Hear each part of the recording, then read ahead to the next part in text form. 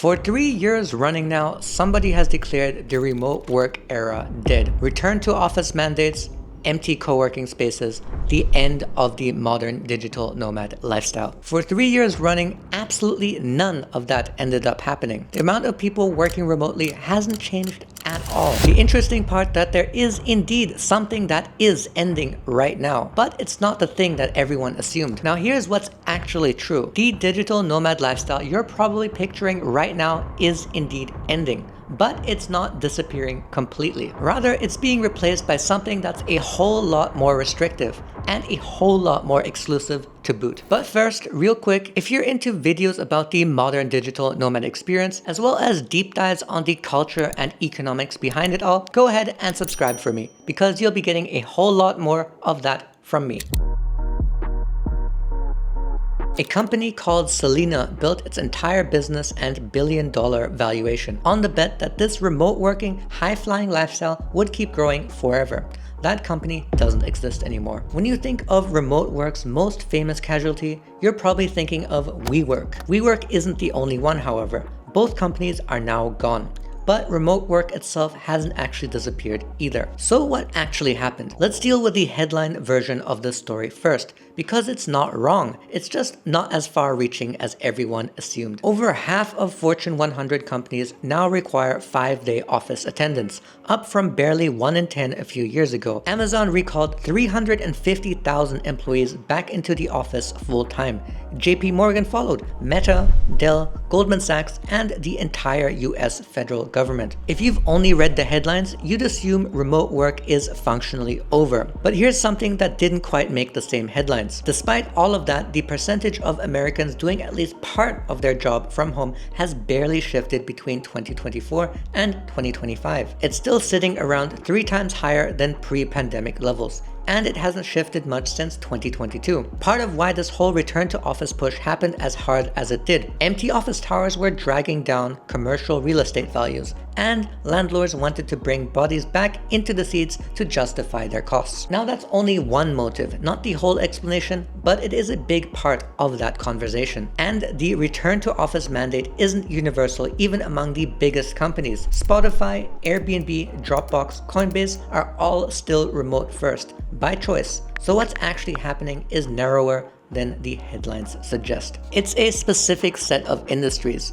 finance and big tech, that decided having people there in person, in office, is something that's worth fighting for, not just their property values. And that fight has already had casualties. For instance, JP Morgan's acceptance rate for the senior engineering roles has measurably dropped since their return to office mandate. And that's because they're competing for the exact same pool of talent as the companies who never mandated anyone to return at all. If you work an office job, has your company actually mandated a return to office policy as well? Or has the opposite happened and you're actually working remotely a whole lot more than a few years ago? I'd love to know. Let me know down in the comments below. Here's what I think people actually mean when they say the remote work era is over. Not the corporate policy, but the lifestyle associated with it. You know the one. Get paid in your home country's stronger currency and live somewhere where that money goes 4 times as far. Spend a couple hours a day working on the beach while sipping pina coladas and call it a career. That specific version, built somewhere between 2020 and 2023, has unfortunately largely disappeared. Not because the economics that made the lifestyle attractive changed, it's because the path to get there got formalized and institutionalized. Over 60 countries now offer a dedicated digital nomad visa. None of them had this before 2020. What used to be a gray area, tourists quietly working somewhere they technically weren't allowed to, is now a fully legal category with a government approval form attached to it. Formal approval usually means restriction. These visa programs come with a minimum income threshold, a formal tax registration, and an exact limit on how long you can stay. The tourist visa loophole version of this life is closing everywhere at once, replaced by a version that only works if you're already earning enough to qualify. Rents in Canggu, Bali's main nomad neighborhood, are up 30 to 40% since 2020. Central Lisbon is up 40 to 60% over the exact same stretch. This year, Lisbon, Barcelona, Valencia, and Milan all moved to end nomad tax breaks entirely and cap short-term rentals, effectively locking anyone aspiring to the lifestyle out of a place to stay. That formally closed out what one industry tracker calls the Wild West period, 2020 to 2023, when cities were competing to attract literally anyone with a laptop. Which brings me back to the company from earlier, Selina. Selina built hostels specifically for this lifestyle. Co-working space in the lobby, a whole brand built on the dream of living cheap and social anywhere in the world. They went public in 2022 at an evaluation of 1.2 billion. A short 2 years later, they were insolvent, delisted, and sold off for parts. Not because the nomads disappeared, the business assumed infinite growth in a trend that was about to get a whole lot more expensive and a whole lot more restricted, especially once regulation finally caught up with it. Even the reputation of the most iconic nomad cities across the globe are now largely out of date. Chiang Mai was crowned as Southeast Asia's cheap nomad capital for over a decade. As of this year, however, it's actually running close to 12% more expensive than Ho Chi Minh City in terms of daily living costs, including groceries and eating out, according to Numbio's own stats. Vietnam quietly became the better value destination while everyone else kept repeating the same old reputation.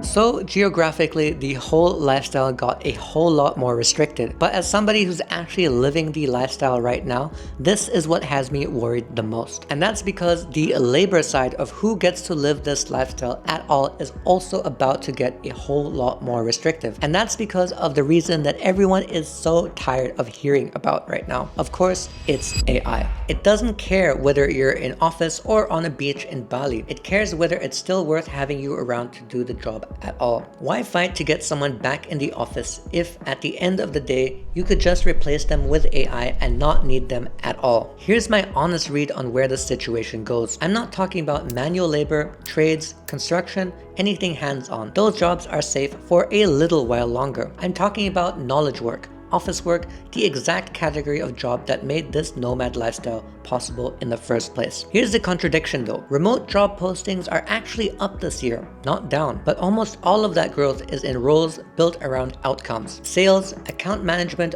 operations, jobs where someone has to own a result, not just complete a task. Meanwhile, large consulting firms like Deloitte estimate that over 40% of knowledge worker tasks in developed economies are technically automatable with AI capability that already exists. That's not a future projection, that's capability that exists right now. That's the split that I think is coming. Task-based work gets absorbed by agentic AI. What survives and who still gets paid is the person who can operate a team of those tools well enough that they're managing outcomes instead of producing them by hand. I like to think of this as the difference between a musician and a conductor. The musician who's actually playing every single note is the one at risk. The conductor, however, the one directing the whole arrangement, is the one that likely gets to stick around. The upskill here isn't learning one single AI tool, but rather is becoming the person who's proficient enough in 10 of them to tightly integrate them to the point where they never have to touch a single task at all. And that split between owner and operator has an uglier layer once you look closer. Was this lifestyle ever really built for someone junior or entry level?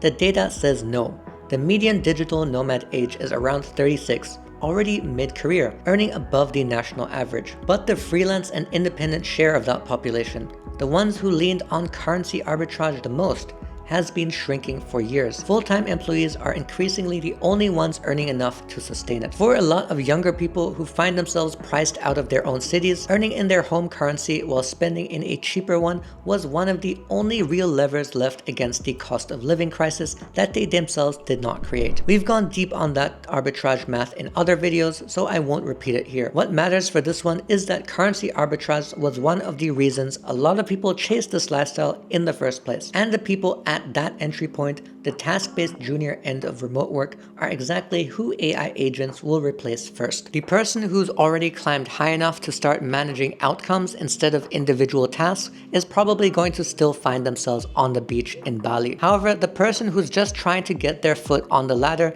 is quickly finding that rung and the resulting economic lever disappearing entirely. So is the remote work era over? No, but the picture that most people have in their head, the digital nomad lifestyle as it used to be, is already over. The cheap tourist visa, no questions asked, and riding a corporate remote work wave before anyone had actually drawn a hard line around it, that lifestyle actually only existed for about 3 years and never quite became that new normal that everyone thought it would. What replaces it is formalized, income gated, and a whole lot pickier, both on where you're actually allowed to go and what kind of job will actually qualify you to let you go there. That doesn't mean the lifestyle is finished expanding, it just means that the points of entry have moved. The next Bali or London is probably somewhere that hasn't formalized yet, somewhere like Cambodia or corners of Vietnam that haven't quite caught up to their own reputation. These will likely be the next nomad hubs until the cycle repeats itself again. But the bigger shift isn't really geographic anymore. It's about who gets to participate in the lifestyle at all. Let that be a reminder, you should be the person that's operating the tools, lest you be the one that's replaced by them. If you watched the entire video through up to this point, thank you so much for watching. Maybe consider liking the video if you liked it, perhaps even subscribing. Either way, thank you so much for watching, and as always, take care.